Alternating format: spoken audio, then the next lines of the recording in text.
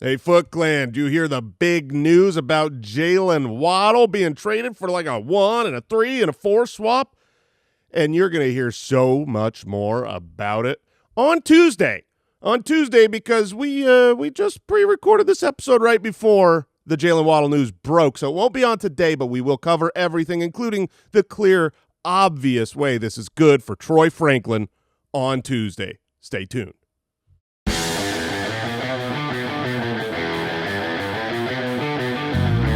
Welcome to the Fantasy Footballers Podcast with your hosts, Andy Holloway, Jason Moore, and Mike Wright.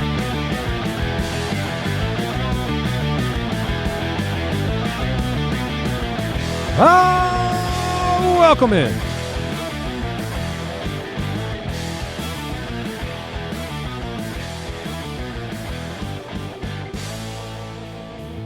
The Fantasy Footballers Podcast.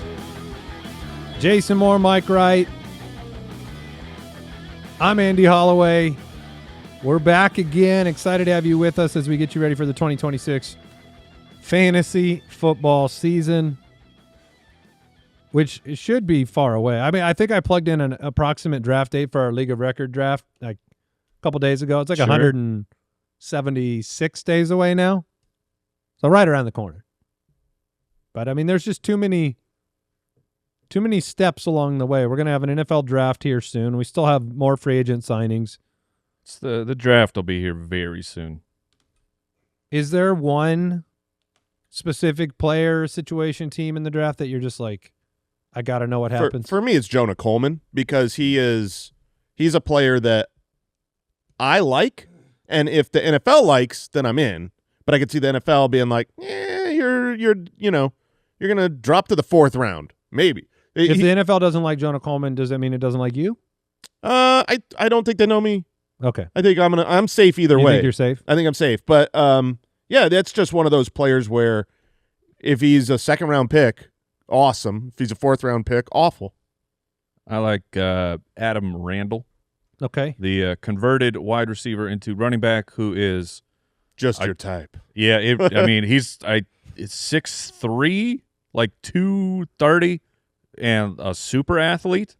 And the fact that you're playing running back now, but you have trained as a wide receiver, that's always interesting. You and him matched on Fantasy Football Tinder? Oh, yeah. Yep. I mean, it's very Antonio Gibson. It's very David Johnson. Mm-hmm. It's like second one was a good example.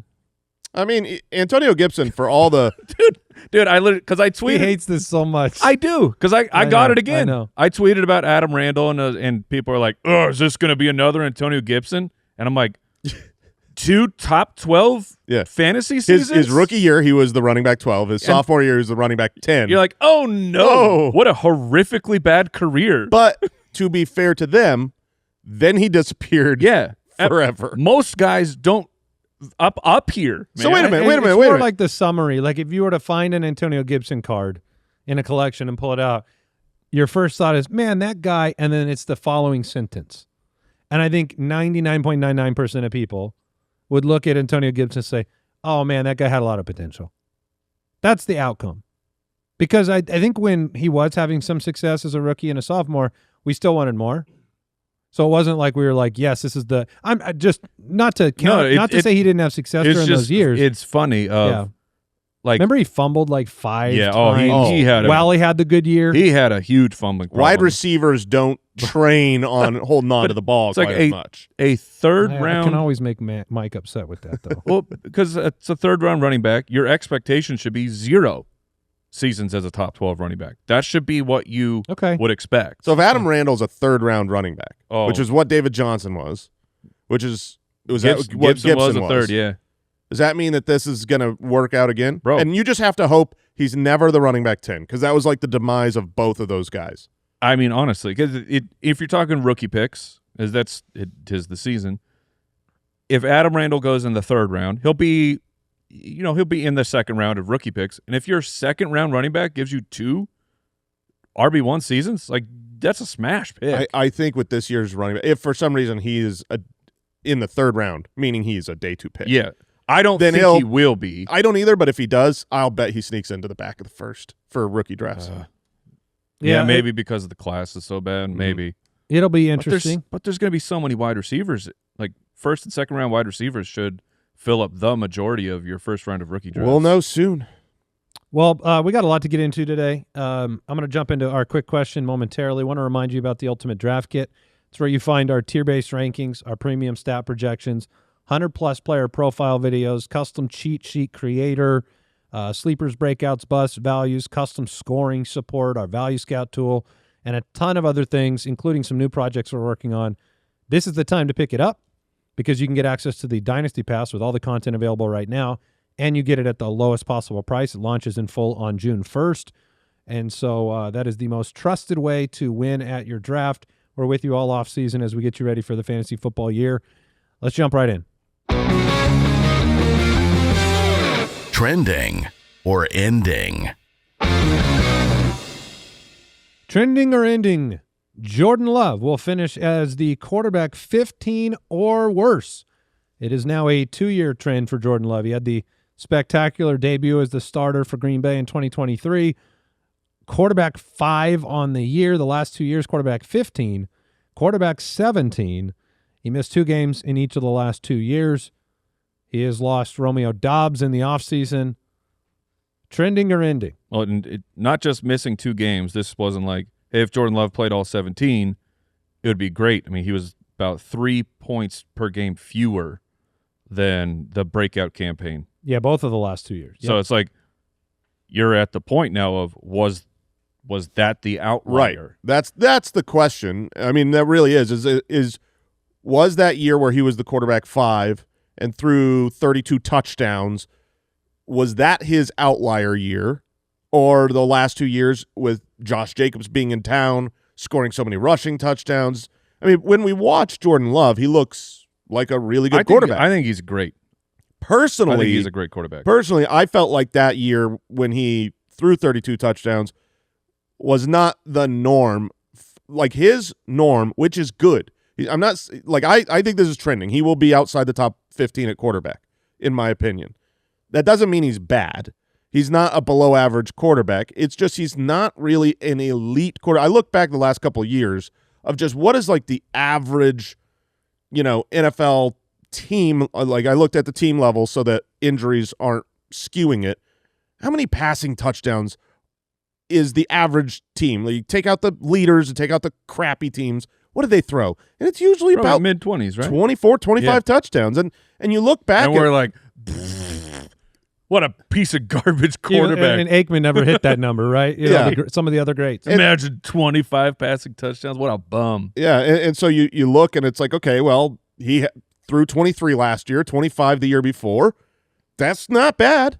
That's good, but that's not ever going to be – if you're throwing 23, 25 touchdowns, you're not a top 5 quarterback unless you are rushing for 10 touchdowns. I think one of the things that makes it complicated about – and I think trending, by the way. I'm on the trending side as well. I think – I don't like that trending or ending. I know, I don't either. The trending is the negative here? That's right. Like ending would be like, oh, it's good. It feels that way. But, yeah. it feels but we're wrong. saying that the bad trend is continuing. Correct. I think the challenge here is that you've lost Romeo Doubs. Whatever you think about Romeo Doubs, he's a solid, maybe above average wide receiver that is now out the door. Tucker Kraft is coming back from a major injury. I'm looking at pass attempts before Josh Jacobs arrived. 34 a game for Jordan Love. In the big season? In the big season. 28 a game because he threw the ball 579 times in 2023. You didn't have a weapon in the running game that was really a goal line weapon. And so you look at, okay, how do you throw 7 fewer touchdowns on average? Well, Josh Jacobs is the answer to that question. But yeah, Tucker Kraft coming back from injury. Matthew Golden's going to have his chance to make a mark, and he'll probably have some big plays. But I think more of the same for Green Bay. They can be a very successful team if he throws 25 touchdowns. Yeah, their defense is really good, and that sucks. I think it's always hard when there's a guy that you think, if the situation allowed it, could be better. Like, I think that's the way it feels with Jordan Love, is like if you decided to let him throw the ball 579 times, he would be a perennial top 5, 6, 7 quarterback. That's just not the dynamic there in Green Bay right now. Yeah, And you don't have. If they had added A.J. Brown, maybe we can have a conversation. Jordan Love strikes me as a guy that before the career is over, you'll have one or two more seasons where he goes Baker Mayfield of 2 years ago, where it's just everything's on. The luck is there. The touchdown variance luck is there. He's hitting on the big throws, but I think that he's more of this like a high end QB2. Yeah, so are you in the same camp where you think he'll be outside that group? Yeah, not a so. Sneaky late round quarterback to draft. I'd rather take a shot on like Malik Willis. It's so wild because you look at, I mean, I know he's the MVP now, 46 touchdowns. It's just like Matthew Stafford threw 20 last year. He threw 24 the year before. Right. Like played 15, 16 games, 20 and 24. Sometimes you have a special season. Maybe that was the first season for Jordan Love. But streamer. Yeah, he's a streaming quarterback candidate. One that I would play in a good matchup, or if Josh Jacobs gets I was going to hurt. say, if Josh Jacobs goes down, Jordan Love can do it. They just don't need him to go out there and throw the ball 35 times. Underdog ADP is QB 17. That feels right. So there you go. We're going to jump right into the main event.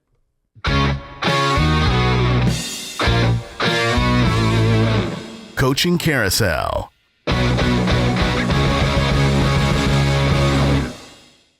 Well, on Tuesday, we went through all the head coaching changes and the corresponding offensive coordinator changes on a number of teams. There were 10 teams that changed head coaches. Today, we're going to take a further dive into teams that have changed just the offensive coordinator position. And there is a coaching changes section in the Ultimate Draft Kit that we dive into. We talked about Arizona, Atlanta, Baltimore, Buffalo, Cleveland, Las Vegas, Miami, New York, Pittsburgh, Tennessee on Tuesday. If you want to hear our fantasy implications of those moves. Couple quick facts about offensive coordinators. Kyle's always setting some of this stuff aside for us. And the turnover in the NFL. Only 5 of the current 32 offensive coordinators have been in that role with their team for 2+ years. I mean, if you're really good as an OC, That's like the path. really good, you get a head coaching opportunity. Or you're bad and you get fired. Right. Yeah. So Yeah, you don't stick around and just be kind of okay. yeah, like you don't have really long tenured OCs very often. So it looks like the 5 that have been around, Wes Phillips with Kevin O'Connell, but O'Connell's like he's not O'Connell's really the engine there, right? Yeah. Yes. Yeah. This is Mike's point that he brings up all the time, which is if you have a defensive head coach and your offense is great, you're losing your offensive coordinator. If you want to keep your offensive coordinator, then have them go to an offensive head coach not named Sean McVay. Well, and I was going to say, we'll talk about the McVay situation because he's always got turnover at OC, but he's calling plays and so involved. He's now taking like a multi-pronged approach to offensive assistants. Yeah, the Rams are – it's just like everyone wants the springboard. McVay wants every coach in the league to just be under his coaching tree. Him versus Shanahan. They're just trying to spread their seed. That's all they're doing. They want lots of coach babies out there. That's what they're doing? That's the old phrase. Yeah. That is how we would put That's how they're doing Jason would. Yeah. Johnny Appleseed, throwing them everywhere. Okay. Yeah. Yep. So there are 11 new offensive coordinators we're going to highlight today. 8 of the 11 will be play callers for their team. And we'll just jump in. We'll do it alphabetical order here. Starting with the Bears, we know Ben Johnson calls the plays there. Declan Doyle, 30 years old, right? Mm-hmm. Moving on. Press Taylor, now the offensive coordinator for the Bears. Younger brother of Cincinnati head coach Zach Taylor. Oh, okay. I guess I can kind of see that. Because of the names? Yeah, that's it. The names. That's what they're tipped you very off? similar. No, I was looking at a picture of them, but it looks like they could be brothers. Looks like they could be they could be brothers. But this is one where you don't really feel instability. Nope.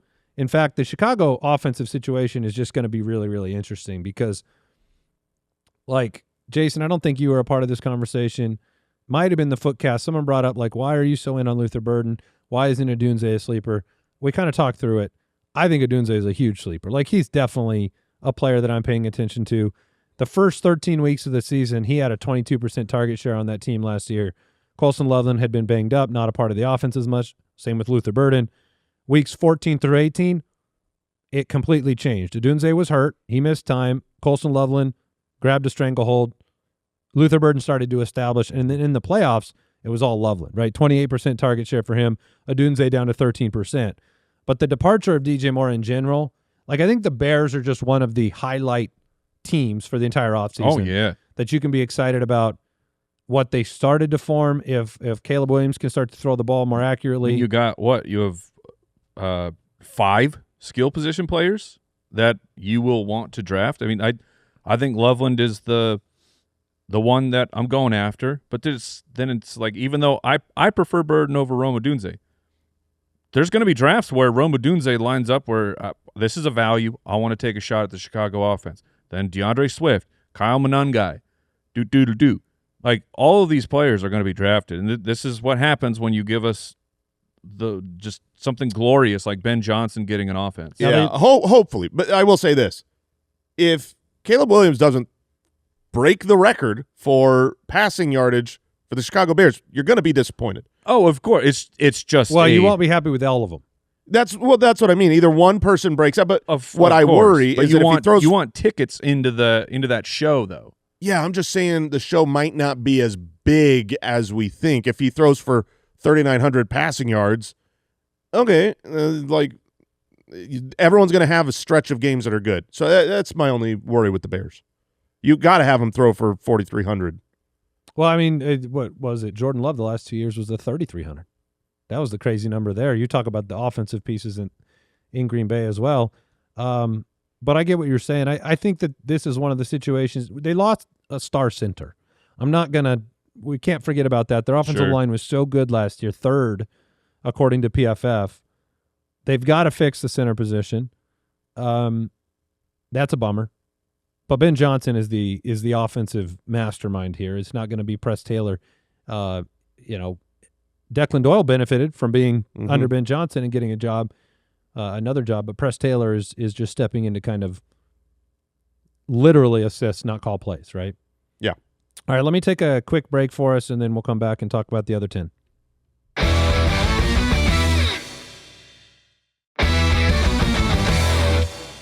The Denver Broncos.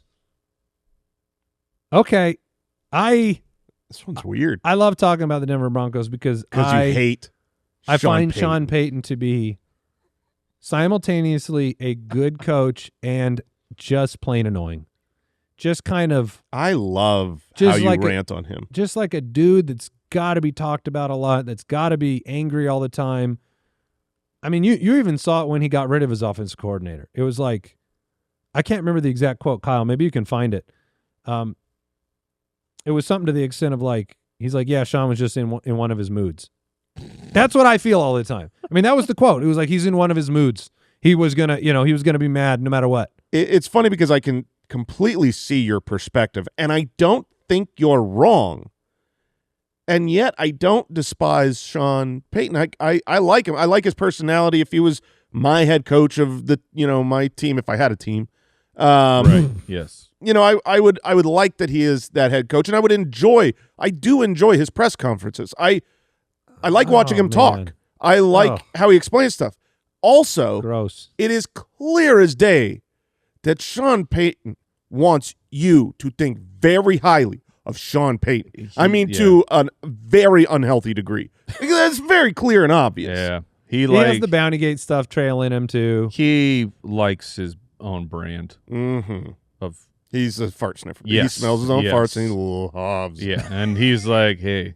Which is a little bit whiff. It's a funny transition into the conversation about the hire because Davis Webb is now the offensive coordinator. Joe Lombardi, the quote was, Sean Payton was in one of those moods where he felt like some changes needed to be made. So I've been around him long enough to kind of read the tea leaves. Davis Webb's taking over, but then the funny part is it's like Sean Payton didn't put his foot down and say, well, I'm calling plays anyway. He basically said, I wouldn't be doing this if I didn't feel like it would help our team. I'll still be involved. But he said he's going to hand over play calling to Davis Webb. And to be honest with you, the offense is what was inconsistent and struggled last year. Yeah. Now, I can't blame Sean Payton for Cortland Sutton's drops. I can't blame him for the random errant passes by Bo Nix or the fact that Bo Nix was like so hot and cold. I will always remember the Raider game where they just looked so incompetent and won, 13-10 or 10-7 on Thursday Night Football, and we were like, what is this? But I find myself slightly more encouraged by a change happening. I do too. Davis Webb got head coaching opportunities, like interviews around the league, and then Peyton retained him. He's, people believe that Davis Webb is an extremely talented offensive mind. So to give away play calling duties when you are Sean Payton, it bodes well for me to believe in Davis Webb. And if you didn't listen to our Truth Series episodes, Bo Nix, just for example, the last 2 years, his 2 years starting, 38% bust games, 35% bust games, 13% great games. That would be, I think our threshold is 25 or above for quarterbacks? Something like that. Somewhere around there. And only 12% this year. So consistency has been a problem. He's been outside the top 10 in consistency despite finishing in the top 10 in terms of total fantasy points. And maybe you could see, it seems clear from their comments and what they're doing, they would like to strengthen the running back room. They brought back Jaleel McLaughlin just to be a thorn in the side of everybody else. We'll see what the draft holds, but I find myself slightly more encouraged that a change is happening. I can agree. Mike, talk to me about your favorite offensive coordinator of all time, the Detroit Lions. Yeah. They have they finished 9-8. They did not make the playoffs. They were 4th in points per game. Offense was pretty good, numbers-wise. Defense struggled, injuries, 22nd in points per game. John Morton is out. He had lost play calling duties to Dan Campbell partway through the year. And the blobfish has arrived. Drew Petzing, the new offensive coordinator for the Detroit Lions. It feels so much worse. It does. To call him the blobfish. When he's not a Cardinal? When he's not hurting us and our fandom. Now it just feels like kind of cruel. Kind of a cruel insult. Right. But once you're named, it's like it's on your birth certificate. Right. Just Mr. Bob, maybe Mr. Blobfish. Oh, that's a nicer to show respect. That's Mr. Blobfish to you. How did they watch Arizona and they're like, I actually understand. I think it's going to be totally fine. I think do. It's going to be totally I do. fine I too. think it's going to work out really well. And this is as someone but as in, you think that Drew coming in makes things better because over Morton. I can say, you know what? Not than Ben Johnson, like, but then I John think Morton. Correct. I think that the Lions without an OC, it's just Dan Campbell. I think they will have great success on offense. I do too. I think if they didn't have Drew Petzing, they wouldn't be bad. Drew Petzing coming in, he's got some good concepts in the running game. His run scheme, it worked in Arizona. James Conner was great. They've got Gibbs, and they've got a better offensive line there than what the Cardinals had. When they had a quarterback that could stand in the pocket, and Jacoby Brissett was allowed to throw the ball. Yeah, they were a good offense. They were a good offense. Kyler did not fit the Petzing scheme at all, and Petzing couldn't seemingly adapt to Kyler. But, that's the tiny, cowardly mobile quarterback, which is the exact opposite of Jared Goff, the immobile, pretty brave. He'll stand in there and take a hit. It's a tough division. It's going to be a dogfight in that division, but I kind of lean on Jason's side. I think for what Detroit wants to do on offense, he's going to fit in quite well. Do you see any shakeups happening? By the way, their schedule is going to be delicious this year because they face a 4th-place schedule despite going 9-8 because of that division. So they get to play against the Giants, the Titans, and the Cardinals. Oh, the return of the blobfish. Oh, that'll be fun. Like, do you see anything being shaken up of Amon-Ra, Williams, or Jameson Williams and Gibbs? Or just I do kind of think Dan status Campbell's quo? still going to have a pretty heavy influence on the type of offense they run. But Jason, I never got your response. Neither of us did to the incredibly big signing of Isaiah Pacheco. Look, they're going to use him enough behind a good offensive line to have fantasy relevance. They will deploy Gibbs so much more than they did last year. I think it makes Pacheco relevant because he's on the Lions. I think Pacheco's the test for Drew. That, like, if Drew keeps putting Pacheco out, that's when they'll take all the play calling from him. Should Gibbs be with the signing? I know we were waiting on a backup / committee back. Is Gibbs number one for you right now? No, it could have flipped before Algier left. Because it was like, oh, it's Bijan. And then once David Montgomery got out of town, it's like, okay, maybe Gibbs should be the number one. But then Algier got out of town. It's like, all right, I'm back. Okay. So is he number two? Yeah, I think right now it would probably go Bijan, Gibbs, 1, 2. The Kansas City Chiefs have brought an old friend back to stand next to the guy who actually calls the plays. Andy Reid. He's a friendly guy. When you're friends with Andy Reid, you're in. Yeah. You are in. Nothing if not loyal. Right. Eric Bieniemy is the new offensive coordinator, wink, of the Kansas City Chiefs. He is back. He played a huge role in their championships of years gone by, but Matt Nagy's departing. I don't think we gave Matt Nagy a lot of the credit, right? It's an Andy Reid offense. Oh, I give him none. I mean, from the time that Eric Bieniemy left, it did not go well. There was the Washington Commanders stint. There was a UCLA stint. Then he got back into the NFL with the Bears as a running backs coach. But, like, there was head coaching talk about Bieniemy back in 2022. Yeah, there was. But, I mean, like, and then he almost flamed out of the league. Bieniemy was the OC from 2018 to 2022. I will read you the fantasy finishes. What was the first year? 2018. Okay. Also known as Patrick Mahomes' first year. QB1, 8-4-4-1. And the QB8 that year was at 20.5 points per game. And then the next 3 years, it has been 17.5, 17.6. Mahomes was at 20.3, if you remember, because the dude was running so much. So he was, getting that cheat code for fantasy football. But it's like all the good Mahomes years were not Nagy. Yeah, that's true. That is a fact. Also a fact, 3 of those 4 years, the wide receiver 1, the wide receiver 2, and the wide receiver 6 were Tyreek Hill. Yeah. So it's like, it's one of those. And Kelsey's peak. Yeah. And a running game for some of it. Kansas City had 4 offensive plays of 20-plus yards that resulted in a touchdown last year. That was the fewest in the NFL. That's not what you think of. That's not acceptable.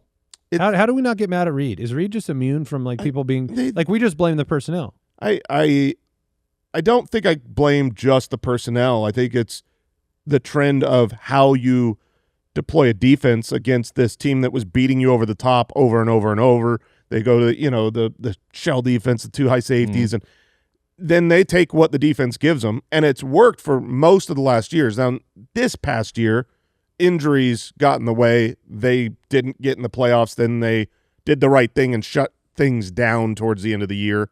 They've got the best draft capital coming into this season that they've had pretty much in the Mahomes era.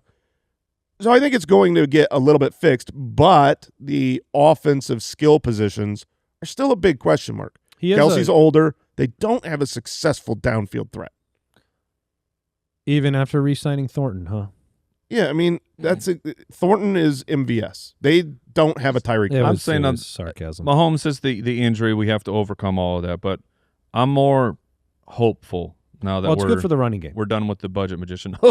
I think it's good for the running game. I think that's the one area where Bieniemy has had consistent presence, both on Kansas City and elsewhere. So to me, if they can establish it, which is the first agenda that they had, it will be established.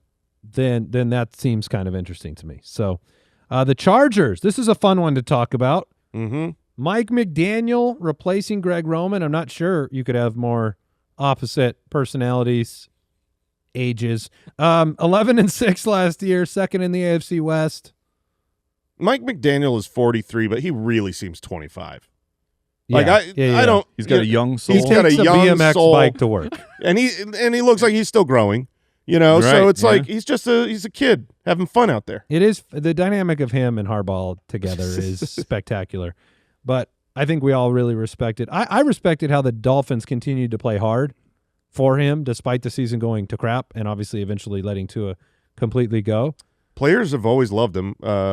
We've talked to Juice, good big fan of the show, who worked with Mike McDaniel when he was an OC back in San Francisco, and everybody loves Mike McDaniel. Thinks he's really smart. The fact that he doesn't have to wear the head coaching helmet and deal with all the press and all, let him just go be the. He would fall over. He's a little guy. Be the little scientist. Yeah. Creating cool plays. Yeah, they were 24th in points per game last year. Herbert was the first quarterback since 2018 to lead the league in percentage of dropbacks pressured and still make the playoffs. So the Herbert defenders. I will not ever stop defending Herbert. It's hard after what he did in the playoffs to not say, It was that was real bad. The Chargers are very exciting. The offensive line, with McDaniel there. The offensive line is getting massively improved because they already had two great tackles, both of who got injured through the year, and they lost both of them. They're getting them back. Yeah, Slater and Alt. And then they just went and got a great center. So now it's like, okay, so your center and your edges are elite. And, you go from and terrible an elite fullback and an elite blocking tight end in Charlie Kohler. I mean, I'm already in love with the Chargers offense. And a guard and another tackle. You're in love? Yeah. Okay. It's like the Herbert. No, I mean there's a lot of reasons to be optimistic. No question. And McDaniel should be able to put the players in the best position to succeed. I think that's been the thing that's been difficult sometimes. Like Huge, he has a role to play. He's not probably a superstar. Ladd McConkey, we had the amazing rookie year. It was kind of weird last year. Can he reemerge under Mike McDaniel? You'd think so, especially with Keenan Allen probably not back, but who knows if he's back because he's Keenan Allen. Yeah, it'll be really interesting. I want the news on whether Keenan Allen's back, but I feel like I won't know if Keenan Allen is back until kickoff. Right. He's coming out of the tunnel. Yeah, it's just like, hey, we signed Keenan Allen. You got me again. He's going to be the so papers late on the way. Yeah. Out of the tunnel. All right, we alluded to it. The Rams, new offensive coordinator. LaFleur is gone in Arizona as the head coach. Nate Scheelhaase is replacing Mike LaFleur, but they also signed Cliff Kingsbury to be an offensive assistant head coach. If you read about what they're talking about the utilization, it's going to be more Scheelhaase with Cliff's not going to be taking over an offensive coordinator role, but he is going to be a game planning, play design assistant. McVay, we already know, is calling the game. It's just another good offensive mind to have around for McVay. I don't think we ever look there. Every year is like, okay, so who's the OC for the Rams? And it doesn't really matter. We're hoping they're smart. They usually are. And then they can go become a head coach after they get spritzed with the McVay scent. And then I went smell. Yeah, it was smell. I and heard scent. it. I heard it. The smint. But yeah, I honestly, having more good offensive minds there cannot hurt, especially when you have such a mastermind of running the team in McVay. I don't worry about, will heads butt? What if they've got different game plan ideas? Like, McVay is in charge, and they know that. So this is just going to be a great offense. I can't believe they have the Falcons pick at 13. I mean, they're a really, really good team. I don't know what the current odds are to win the Super Bowl, but if the Rams aren't like second or third or maybe first, I'd be shocked. Yeah. I know they're the favorites to win the division, even though Seattle obviously won it last year and won the Super Bowl. Yeah. So I think it was very close between Rams and Seattle last I saw.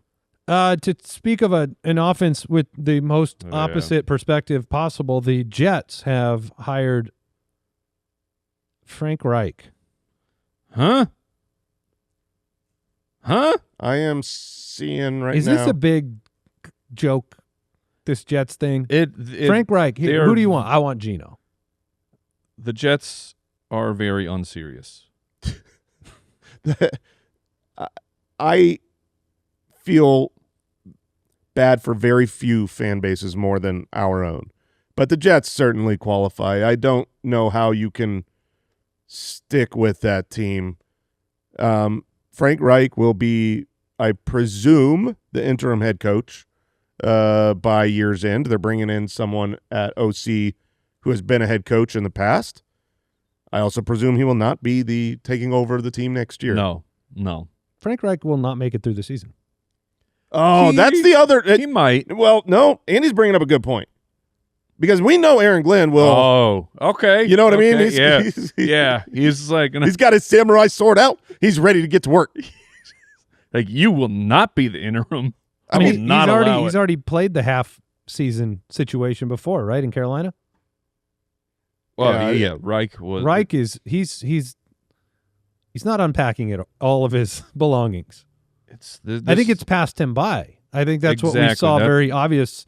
I mean, this is going to be a disaster. The Jets represent the biggest challenge for the Cardinals getting this number 1 pick. Yeah, agreed. Man, it's a bummer. I'm sorry, Jets fans. Yeah, and fantasy players. You know it. We know it. I'm sorry to Breece Hall. You have two elite players at their position, and when you go to draft Geno Smith and Breece Hall. When you go to draft those guys,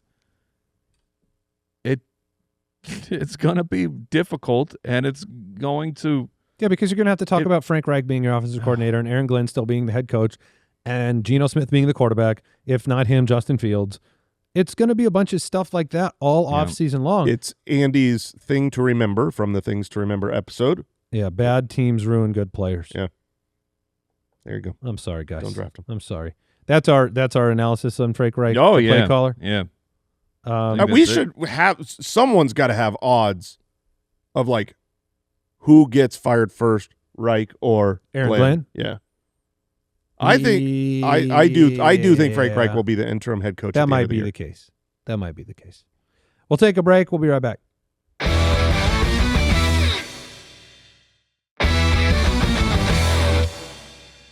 Well, it's time to talk about Jason's favorite player of all time, Sean Mannion, taking over as the offensive coordinator for your Philadelphia Eagles. My dude.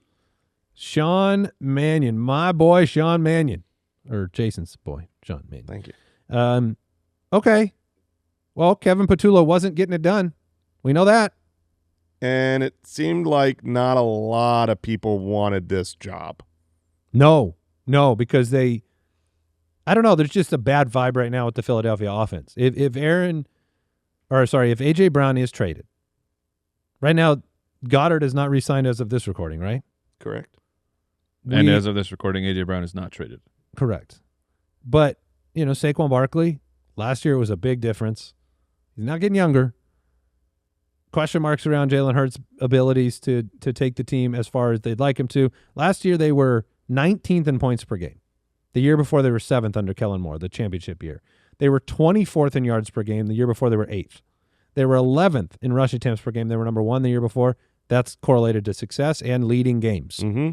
And then turnovers per game, that number's still good.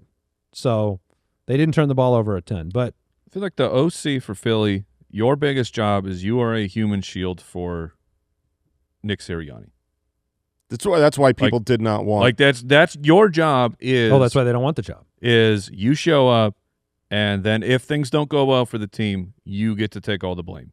But at the same time, there is the opportunity that if things go really well for the team, it's possible that you can leave the team in a good manner, like Kellen Moore did. That's true. I mean, they Super Bowl will do that. This is still they're a talented enough roster, both sides of the ball, to win a Super Bowl. Well, yeah, because the defensive side is so good. Your task as an offensive play caller is to just be competent. You don't actually have to be a top 5 offense. Just get in the top half. Now, Saquon last year, I mean, this is a concern for this team. And I don't know if it translates to Tank Bigsby getting opportunities or what, but among 55 qualified running backs with 80-plus rush attempts, he was 48th in percentage of runs stuffed at the line of scrimmage, 48th in rush success rate, 42nd in yards after contact per attempt.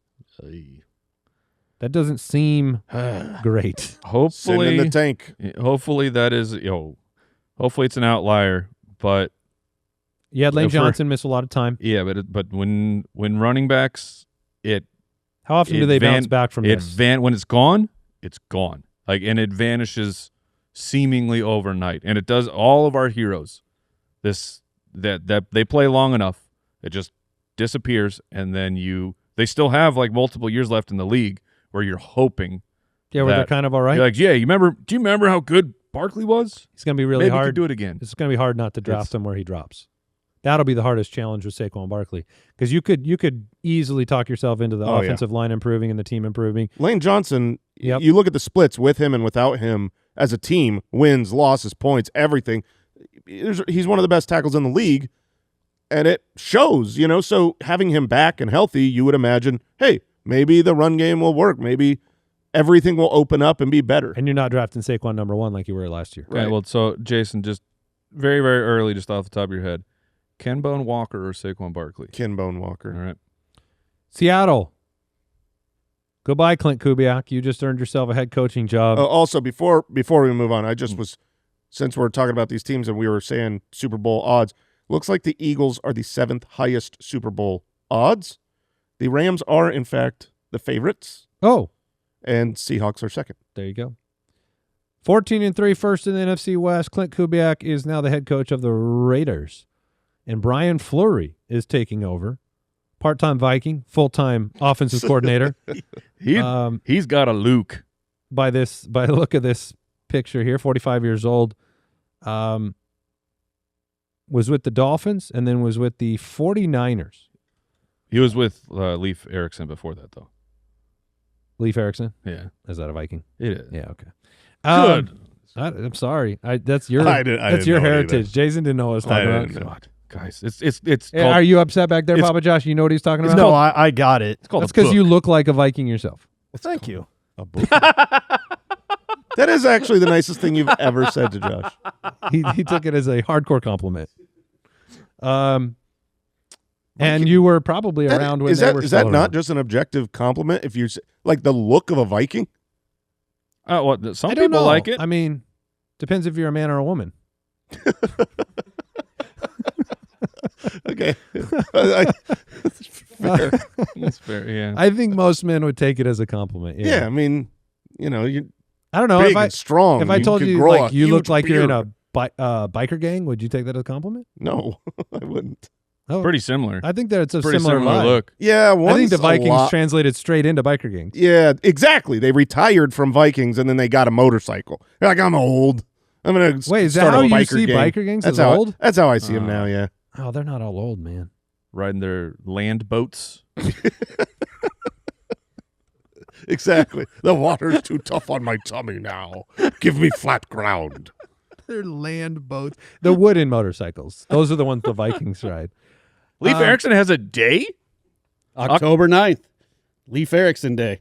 This is a real person. Yes. Well, you said it's from a book. Genuinely. Yes, a history book, Jason. What is Jason, that? I wish I could leave you alone, but I thought he was talking about some actor that played a Viking or something. Yeah. So I am out of the history books When of the you go Vikings. to the library, there's nonfiction books and fiction books. Oh, you're allowed to He go? is like a very famous I'm not allowed to explorer. You go can go the into library. the nonfiction section? You're allowed. Huh. There's no beads. they have no beads up in nonfiction? front of the nonfiction? Do they have nonfiction in Audible? Of course. Okay, well, that's news to me. Expectations for the Seattle offense. Losing Kubiak, you have to say, is a big blow, right? I mean, Yes. you were, and you lost Ken Walker, so they got to And Charbonnet. refocus the running game, and but you got JSN, right? You got Sam Darnold. They really have to They got to pick do up some the work. pieces and figure some things out here. They paid Rashid Shaheed. We'll see if Barner Arroyo maybe breaks out a little bit in year 2. Torrey Horton will come back from injury. You expect them to be a very good team because their defense is very good. They were number 2 in points per game. I don't know if we see that kind of year again, right? A couple of years ago, it was like this was the story with the Lions, right? It's like they were that good on offense. Can you repeat that? But top 5, top 10 Very offense, difficult. that's what you're aiming for. Do you have confidence that Fleury will get the job done? No. I mean, you've got the same quarterback. You've got a great wide receiver. They're coming off of a Super Bowl. Great. Can they be just as good as they were last year? Yeah. But am I confident in that when you lose your best running back your entire running back core to start the year. I mean, they were and the guy who is so good at manufacturing, the Kubiak system, that run scheme worked really well. Now he has left to become a head coach. We just talked about the Eagles, right? The Eagles went to a Super Bowl, and they had Kellen Moore, and he went and took a head coaching job, and they still were a good team. They still had the same offensive pieces, but they didn't have Kellen Moore, and the scheme wasn't as good. And then that guy got fired the next year, and people were upset. That I could see that happening for the Seahawks if Kubiak was really part of the magic sauce of making this offense work. They were extremely run heavy. They were when they threw, they were incredibly successful, especially going down Sam Darnold to JSN down the field was truly magic last year. It seemed like every time he's going to throw it 20 air yards, JSN will be wide open. But that might be because of how run heavy they were. That's what I'm saying.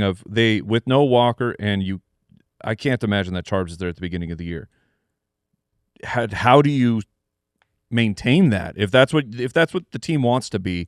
Which that you would think so. As you had Ryan Grubb 2 years ago gets fired after a great season, or a successful season in terms of your record, because that we didn't like how the direction of the offense. We want to run more, so we bring in Kubiak.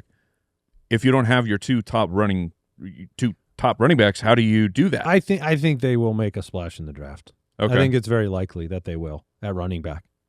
I think that was part of the decision.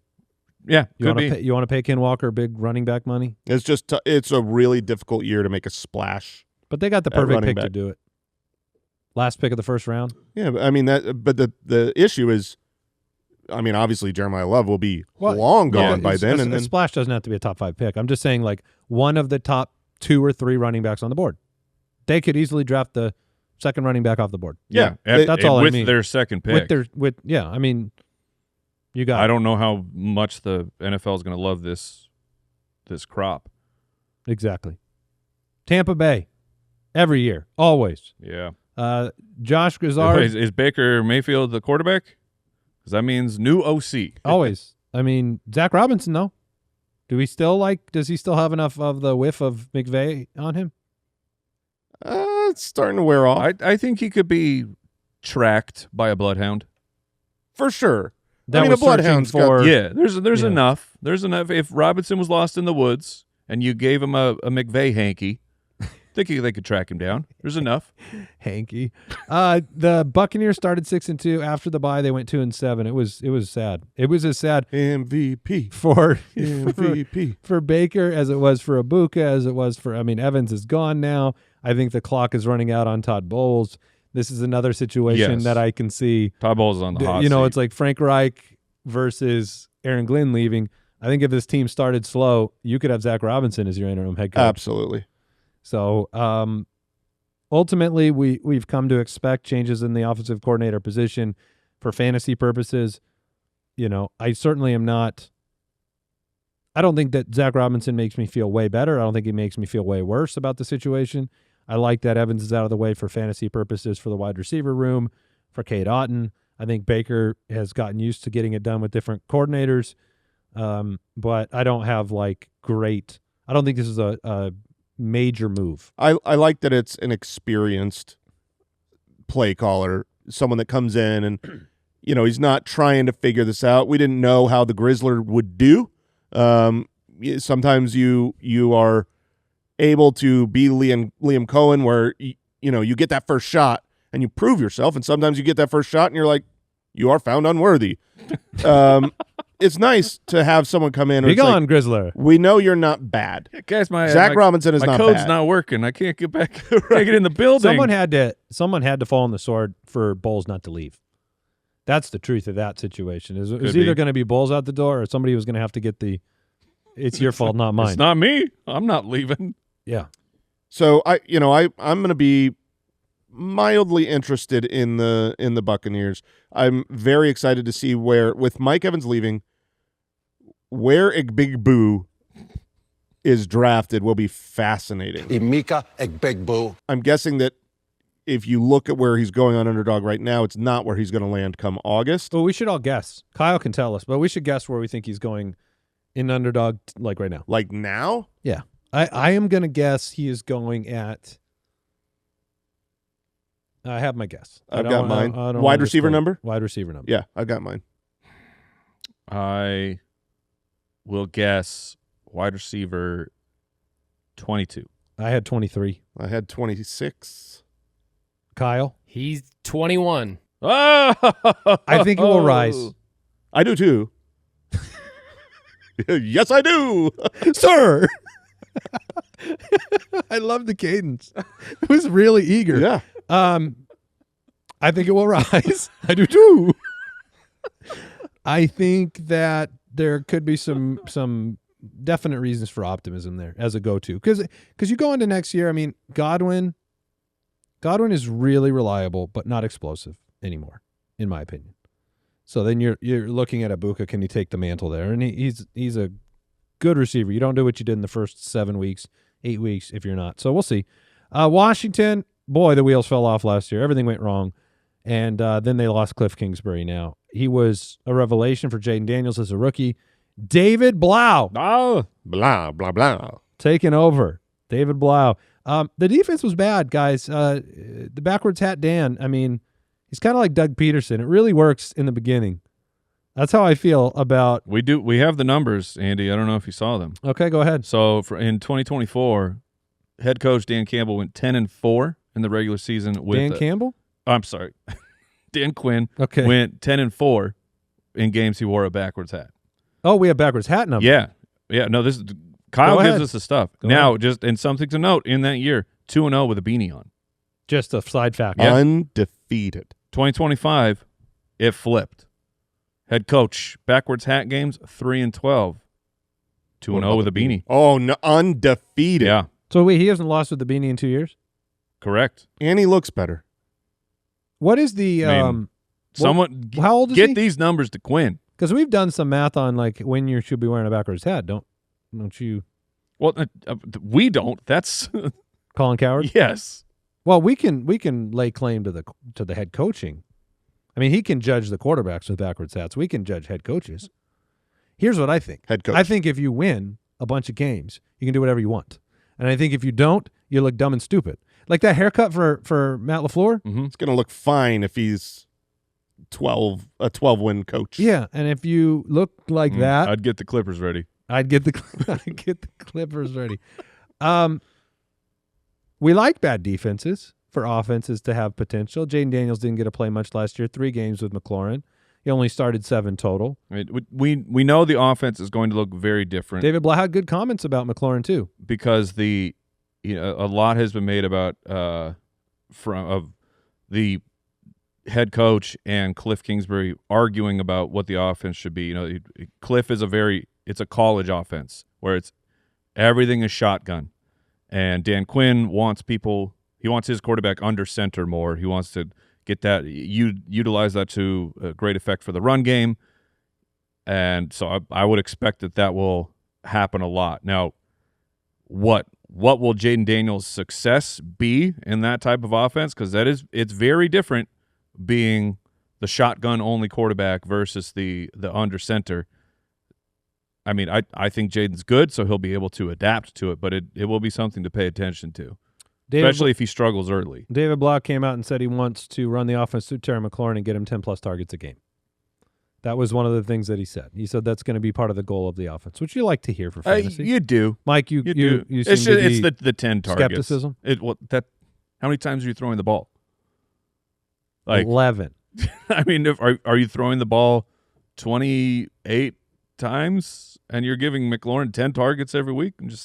It's just untenable.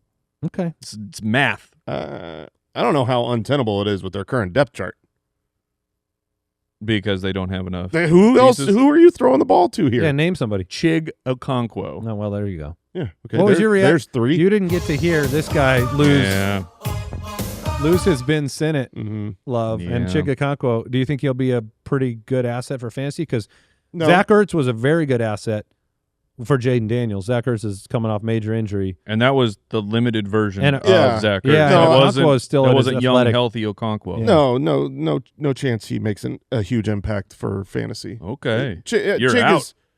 Chick is fine, but there's, like I said on the Things to Remember episode, they're all fine. They all suck, other than the complete outliers at tight end. Sure, but it's just, do you think he could have an outlier year? No.